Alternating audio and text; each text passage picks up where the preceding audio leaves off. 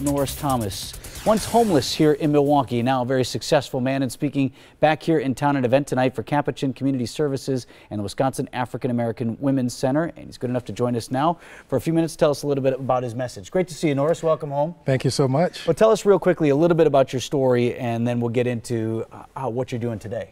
Well, you know, I share a message of overcoming homelessness. Back in 1982, we moved here from Alabama and ended up in a shelter and kind of went through that decision process of wanting to make it to the NFL. And so that was its starting point. Of course, that doesn't look much like a promising future from that point.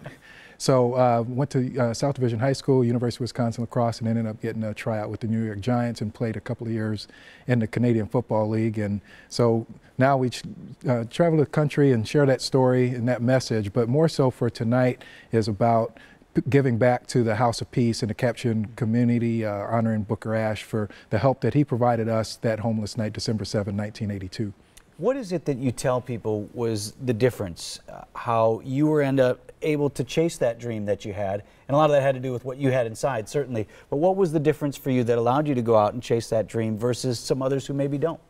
Well, I think, you know, one of the messages I always talk about is your success begins with the decision, and your why defines your try. I had a pretty big why out there. I never knew my father, so that was one of the driving forces that allowed me to want to make it to the league. I had this crazy idea in my head that if I made it to the league, I could find my dad. So your why defines your try, but even more so, you've got to have, it starts with a decision, a simple decision of here's what I want to have happen for myself, and we try to help people to master the human experience. Well, you also are in town supporting those particular services as well, and a lot of folks need a little bit of help.